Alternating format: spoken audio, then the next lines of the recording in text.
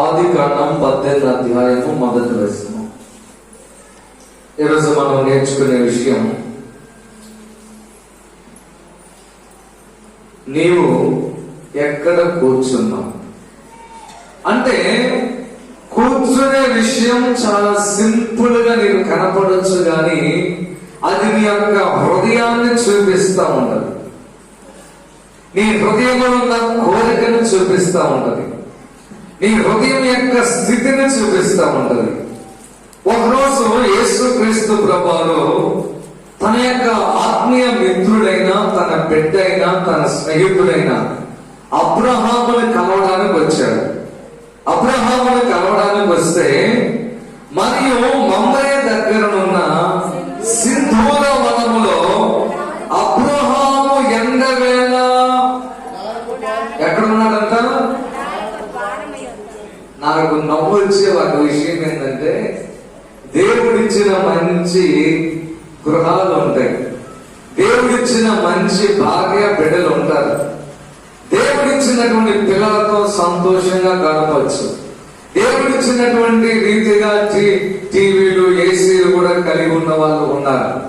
కానీ ఎందుకో బజార్లో ఎంత కూర్చుంటారు, అరుగుల మీద పడుకుంటామో, సరే కొంచెంసేపు ఏదో టైం పాస్ కోసం, లేకపోతే బోరు కొట్టు అట్లా వెళ్ళామనుకో స్నేహితులతో, కానీ అక్కడే పడుకొని నిద్రపోతున్నారు. అదేందో హల్లెలూయా, స్తోత్రం చెప్పండి గట్టిగా, హల్లెలూయా.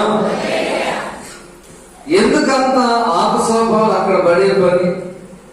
మేము సేవలు పోయి వస్తుంటాం, ఒకసారి 11:30, 12 కూడా అవుతుంది. ఆ టైంలో కూడా కొంచెం చినుకులు పడుతున్నా కానీ అరుగులు వదిలిపెట్టినారే. ఏం గృహాలు లేవా? నేను అనుకుంటాను వాళ్ళకి మనశ్శాంతి లేదు, దేవుడు లేడు కాబట్టి ఇంటి దగ్గర వాళ్ళు గడపలేరు. అబ్రహాం ఎక్కడున్నారండి? ప్రభు వచ్చిన సమయానికి గుడారపు ద్వారమందు కూర్చొని ఉండేను. ఎక్కడ కూర్చున్నాడు? గుడారపు ద్వారమును కూర్చున్నాడు. గుడారము దగ్గర కూర్చున్నవాడు బాధ్యత కలిగిన వాడు. భార్య విషయములో, బిడ్డల విషయములో, సంసార పద్ధతి విషయంలో, ఆయనకు కలిగి ఉన్న బాధ్యతల విషయంలో కొంచెం బాధ్యతగా ప్రవర్తించేవాడు. చాలా మంది పొలాలు, స్థలాలు, గేదెలు, అట్టహాసం, రెట్టమాసం అన్ని ఉంటాయి, కానీ వాళ్ళైతే బాధ్యత లేని వాళ్ళుగా ఉంటారు. అబ్రహాము దేవుడు దర్శించే సమయమున అబ్రహాము గుడారపు ద్వారంలో కూర్చున్నాడంటే అతను బాధ్యత కలిగినటువంటి భర్త. ఎందుకు అలా ఉంటుందంటే అతను బాధ్యత కలిగిన వాడు, టైం పాస్ చేసేవాడు కాదు, టైం పాస్ చేసే మనస్తత్వం లేదు. అతడు గుడారపు ద్వారమనే కూర్చున్నాడు. ఇంకొక ఆయన ఎక్కడ కూర్చున్నాడో చూడండి. అక్కడే ఆదికాండం 19వ అధ్యాయము మొదటి వచనాన్ని మనం చదివితే, అదే రోజు సాయంకాలమున అబ్రహాము దగ్గరకు వచ్చిన ఇద్దరు దేవుని దూతలు సొదొమ అనే పట్టణానికి చేరునప్పటికీ అక్కడున్న లోతు సొదొమ గవిని యొద్ద కూర్చొని ఉండెను. ఎక్కడ ఉన్నాడంట? ఆత్మీయ తండ్రి ఏమో ఇంటి దగ్గర ఉన్నాడు, గురువేమో ఇంటి దగ్గర ఉన్నాడు. గురువేమో బాధ్యత కలిగిన వాడుగా కనబడుతున్నాడు. ఎవరితోనైతే ఆత్మీయ జీవితం ప్రారంభించాడో ఆయన మంచిగా ఉన్నాడు, కానీ ఇదిగో లోతు అయితే తన యొక్క జీవితంలో స్టెప్పులన్నీ రాంగ్ చేస్తున్నాడు. ఎక్కడున్నాడంట? గవిని యొద్ద కూర్చుని ఉండేను. అంటే ఇతను బాధ్యత లేనటువంటి వాడు. అందుకనే భార్య ఈ లోక ఆశలలో నిమగ్నమైపోయింది, ఈ లోకం యొక్క దాచంతో నిమగ్నమైపోయింది.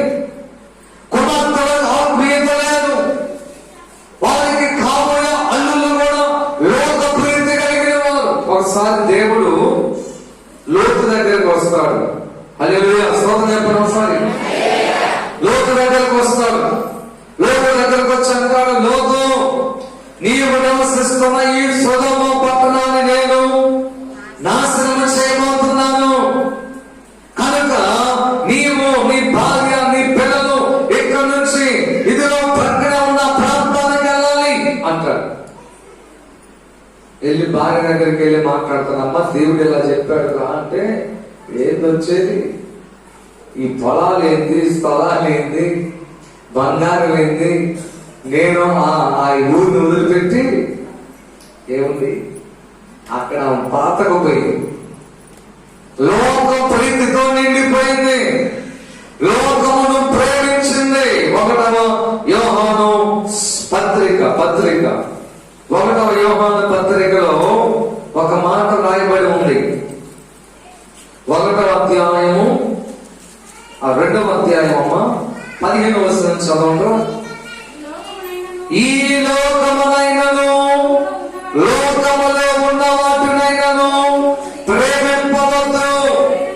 ఎవరైనను లోకమును ప్రేమించని యెడల తండ్రి ప్రేమ వారిలో లేదు.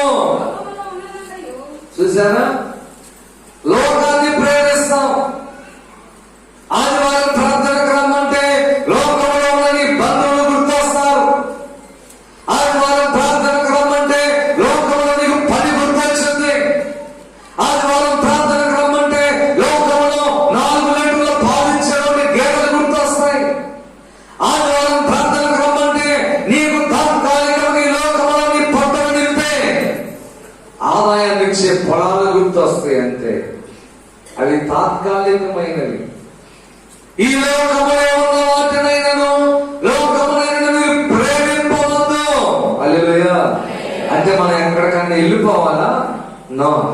మీరు ఇక్కడ గమనిస్తే లోకమును నువ్వు ఎంత ద్వేషిస్తావో లోకములో ఉన్న శ్రేష్టమైనవి అంత ఎక్కువగా నీ దగ్గరకు వస్తాయి.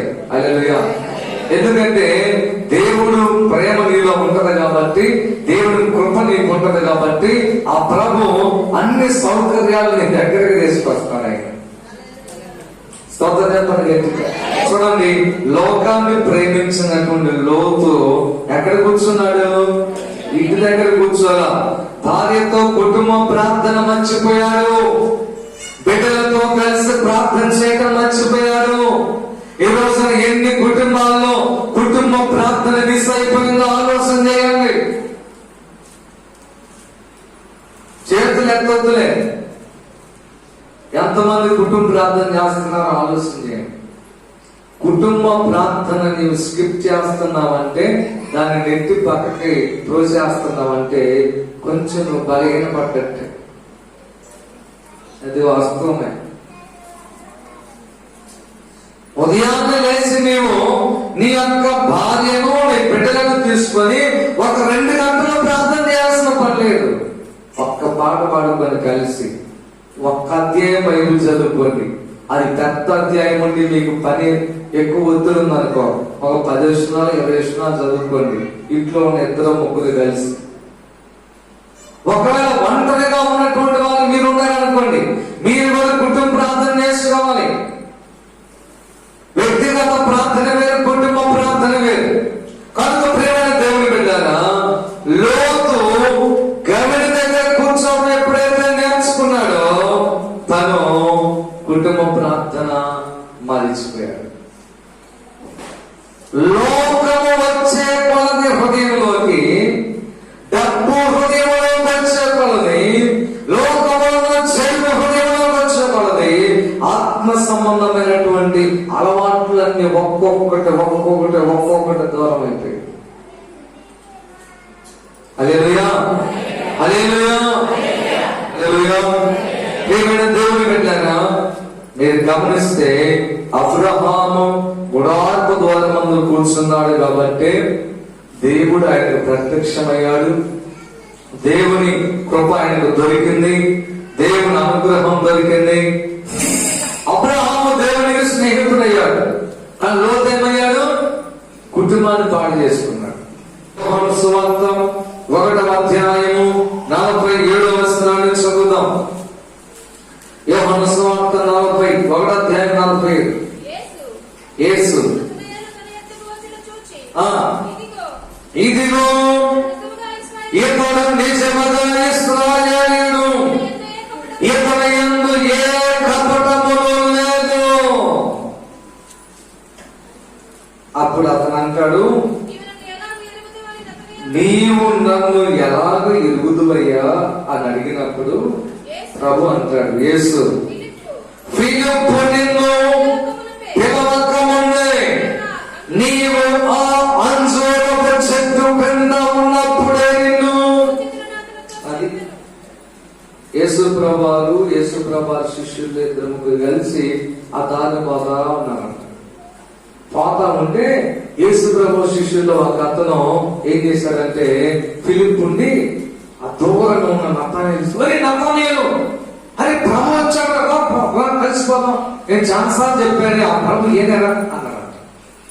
అప్పుడు ప్రభు దూరంగా చూసి ఆ నతానీయులు రావడం చూసి తనతో ఉన్న వాళ్ళని చూసి అంటున్నాడు, ఇతను నిజముగా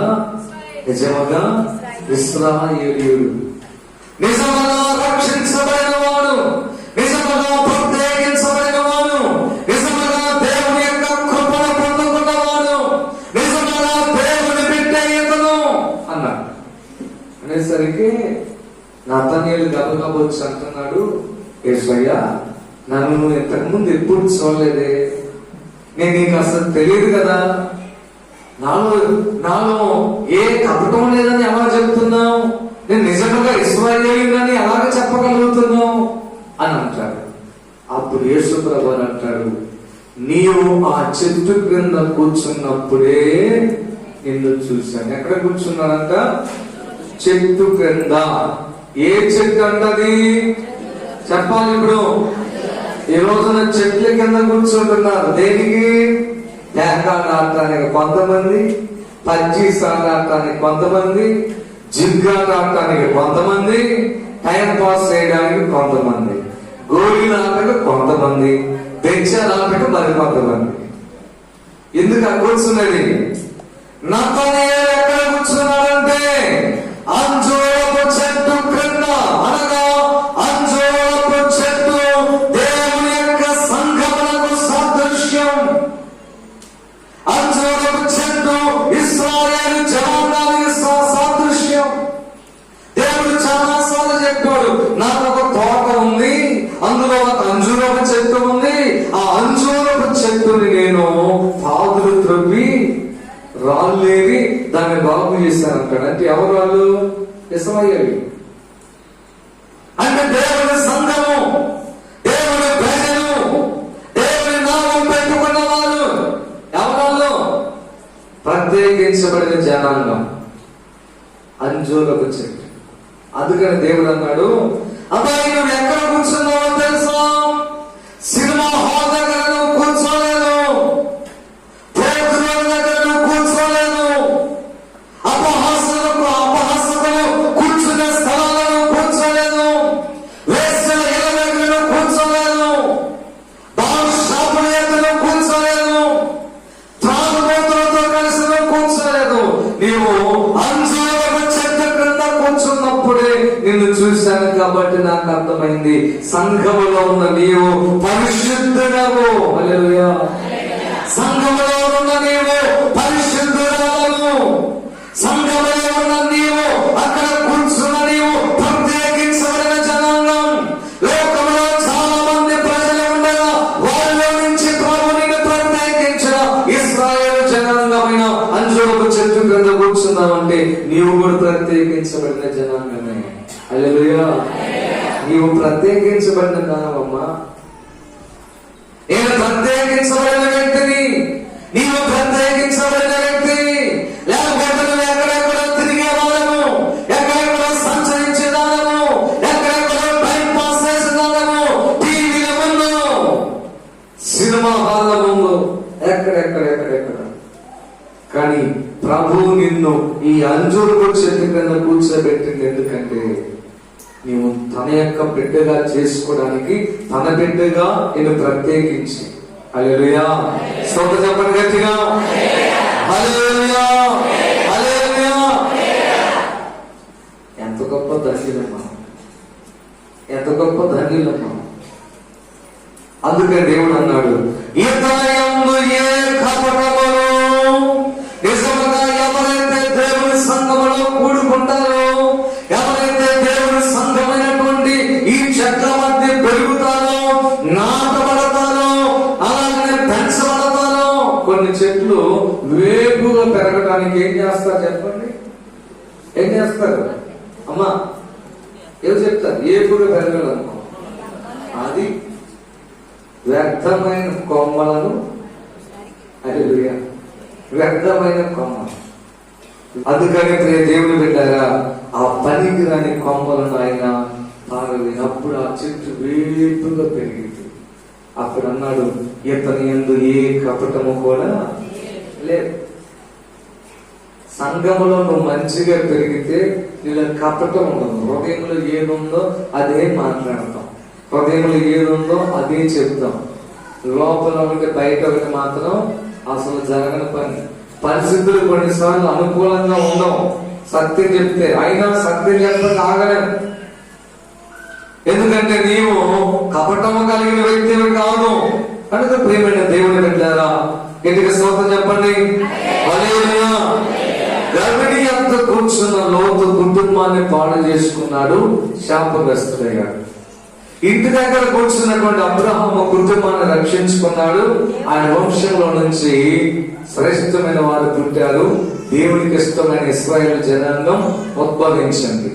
దేవుని స్నేహితుడయ్యాడు. ఈ రోజు ఇశ్రాయేలు ప్రజలందరూ కూడా మా తండ్రి అని చెప్పుకుంటున్నారు. మనందరం కూడా అబ్రహాము తండ్రి, అబ్రహాము విశ్వాసులకు తండ్రి. అలాగే ఇక్కడ చెట్టు కింద కూర్చున్నటువంటి నతనీయులు దేవుని ఎదుట మంచి మార్కులు కొట్టేశాడు.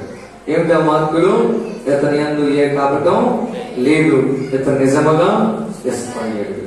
పరిశుద్ధ గ్రంథములో అపోస్తలుల కార్యముల గ్రంథం 20వ అధ్యాయము 7వ వచనాన్ని చదువుతాం. ఒక ఆదివారం రోజంతా ఒక మేడగది మీద పౌలు గారు సంఘం అంతా కూడుకున్నారంట. అర్థమవుతున్న వాళ్ళ స్తోత్రం చెప్పండి. మరి ఇంకోసారి చెప్పండి. మేడగది మీద కూర్చొని ఆరాధన చేస్తున్నారు. బల్లారాధన అక్కడ కలిగి ఉన్నారు. అందరూ ఆ గదంతా నిండగా కూర్చున్నారు, క్రిక్కేసి కూర్చున్నారు, ప్రార్థన చేయడంలో నిమగ్నమయ్యారు, ఆరాధన చేయడంలో నిమగ్నమయ్యారు. ఆరాధన బలారాధన చేస్తున్నారు కాబట్టి పశ్చాత్తాపడుతున్నారు. అలాగుంటే ఒకడు మాత్రం వేరుగా కూర్చున్నాడంట. ఎక్కడ కూర్చున్నాడు అంటాడు? అమ్మా ఎక్కడ కూర్చున్నాడు చెప్పాలి గట్టిగా. నాకు అర్థం కాదా. ఇప్పుడు ఆ కిటికీలో కూర్చోడానికి కుదురుద్దా అంటే? ఎంత కిటికీలు ఉండవు. పూర్వం పెద్ద పెద్ద ఇల్లు ఉండేవి, వాటి కిటికీ ఎంత ఉండేదంటే 6 అడుగులు ఉండేవి. ఆ మధ్యలో ఇనప రాడ్లు కూడా ఉండవు. ఒక మనిషి దూరి మళ్ళీ రావచ్చు.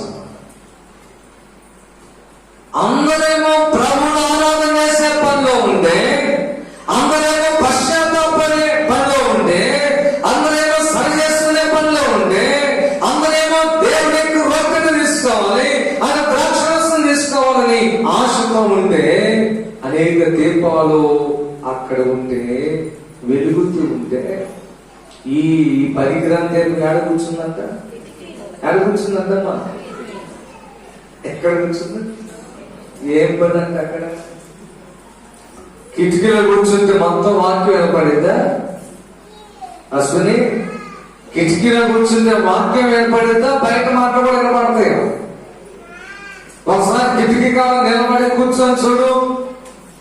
అంటే కిటికీ దగ్గర కూర్చున్న యవనస్తునికి లోకము కొంత వినపడతా ఉంది, దేవుడి వాక్యము కొంత వినపడతా ఉన్నాయి, లోకము ఉన్న పాటలు కొన్ని వినబడుతున్నాయి, ఇటు దేవుడి పాటలు కొన్ని వినబడుతున్నాయి, లోకంలో ఉన్న లోకంలో ఉన్న మురికి వినబడుతుంది, దేవుని ఆరాధన వినబడుతుంది.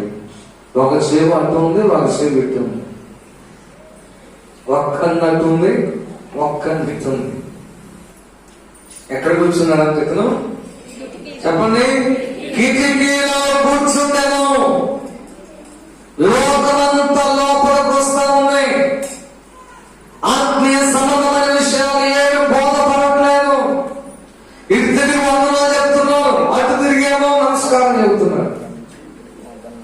తిరిగి పాత్రకు వచ్చిన అందరూ వందనా అందరూ కానీ ఎట్లుంది సినిమా అంటున్నాడు తిరిగి.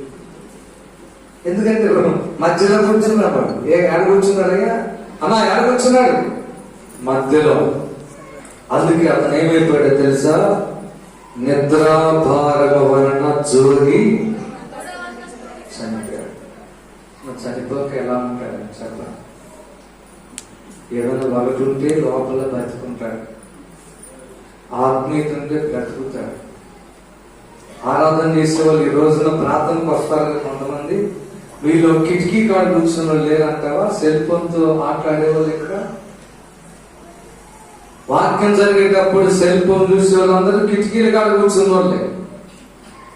వాక్యం జరిగేటప్పుడు సెల్ ఫోన్ లో ఆటలాడే వాళ్ళందరూ, సెల్ ఫోన్ లో ఫేస్బుక్ చూసేవాళ్ళు, వాట్సాప్ చూసేవాళ్ళు, వీళ్ళందరూ కిటికీలో కూర్చున్నటువంటి వాళ్ళే.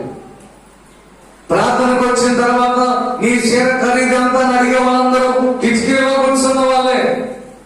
ప్రార్థనకు వచ్చి వరి నాటులో మొదలయ్యా అని పొలం గురించి మాట్లాడే వాళ్ళందరూ కిటికీలో కూర్చున్న వాళ్ళే. ఈ మందిరంలోకి వచ్చిన తర్వాత ఇది దేవుని యొక్క పరలోకపు గవిని కనుక లోకములో ఉన్నది ఏది కూడా మనం ఇక్కడ మాట్లాడవాలి. లోకం రాసిన సువార్తలో గ్రంథంసారి లోకం రాసినటువంటి సువార్త 2వ అధ్యాయము 45వ వచనం చదువుతాం. ఆయన కనబడనందున ఆయనను వెదకొచ్చు యెరూషలేము వరకు తిరిగి వచ్చిరి. 3 దినములైన తర్వాత ఆయన దేవాలయంలో బోధకుల మధ్య కూర్చుండి వారి మాటలను ఆలకించుచు. ఎవరంటేనా? యేసుక్రీస్తు ప్రభుల వారు బాలుడిగా ఉన్నాడు. యెరూషలేములో పండగ జరుగుతూ ఉంటే తల్లిదండ్రులు ఏం చేశారంటే అబ్బాయిని తీసుకొని పండగ జరుగుతుందా యేసయ్య పండుగ అని చెప్పి అందరూ కలిసి పండగకు వచ్చారు. యేసు ప్రభుని తీసుకొని అక్కడికి వెళ్ళిన తర్వాత జనం గుంపులు ఉన్నారు, వేల మంది క్రిక్కిసిపోయారు. సరే అందరూ కలిసి మళ్ళీ సొంతూరుకి వెళ్ళిపోతున్నారు. చాలా దూరం వెళ్ళిన తర్వాత జనం ఏ ఊరిలో గుంపులు పోతున్నారు. యేసు ప్రభు వాళ్ళతో పాటు ఉన్నాడని అనుకున్నారు తల్లిదండ్రులు. తీరా చూస్తే లేవు. లేకపోయేసరికి ఏం చేశారు? అది యేసు ప్రభు ఏడురా, నా బిడ్డేడి అని చెప్పి అడిగితే మెప్పై రాలేదు అన్నారు. వెంటనే ఇద్దరు మళ్ళీ వెతుక్కుంటా ప్రభు కోసం వచ్చారు. చూడండి, యేసు ప్రభు కూడా వారితో పాటు లేకపోవడం చూసి తల్లిదండ్రులు ఏం చేశారు? వెతుక్కుంటా వస్తే ప్రభు ఎక్కడున్నాడు తెలుసా? ఎక్కడున్నాడంట? దేవాలయంలో బోధకుల మధ్య కూర్చుండి ఉండెను. ఆ బోధకుల మాటలను ఆలకించుచు వారిని అనేక ఆత్మ సంబంధమైన ప్రశ్నలు అడిగి తెలుసుకొని వచ్చిండను. హల్లెలూయా. నువ్వు ఎక్కడ కూర్చున్నావు? బోధకుల మధ్య కూర్చున్నావా? అప్పుడప్పుడు బోధకుడి దగ్గర కూర్చున్నావు. మరియా బోధకుడి ప్రభు దగ్గర కూర్చొని ఎన్నో విషయాలు నేర్చుకున్నాయి. నువ్వు ఎక్కడ కూర్చున్నావు? ఎవరి మధ్య కూర్చుంటున్నావు?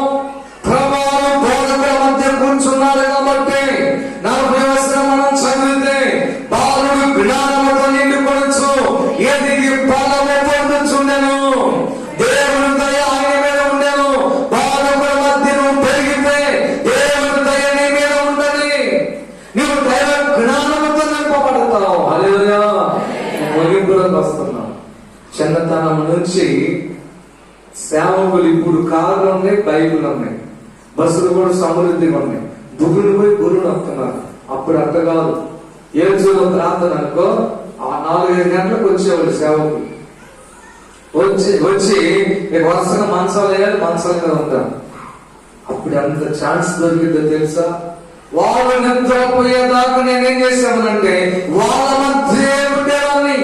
వాళ్ళ రకరకాల ప్రశ్నలు అడిగేవాడిని. ప్రార్థన ఎంత చేయాలో నేర్చుకునేవాడిని. దేవుని స్వరకరాలంటే ఎలా ఉండాలో నేర్చుకునేవాడిని.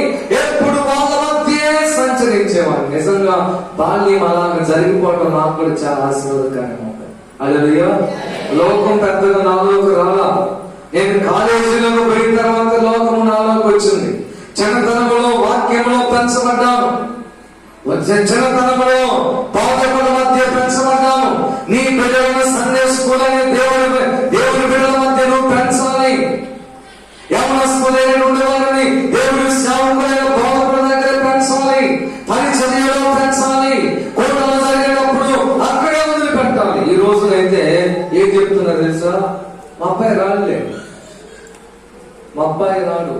ఒకళ్ళు వస్తే మా అబ్బాయి దెయ్యాలు కొట్టుకుంటే 8 గంటలకు రావాలా, 7-8 గంటలకల్లా మన ఇంటికి రావాలా. చూడండి ప్రియ దేవుని బిడ్డలారా, ప్రభు అంట బోధకుల మధ్య పెరిగాడు. అందుకనే ఈరోజు ఎంతమంది బోధకులను సిద్ధం చేయగలిగారు ఆయన. హల్లెలూయా. లోకానికి రక్షణ తీసుకురాగలిగారు. కళ్ళు మూసుకొని ప్రార్థన చేసుకున్నాం.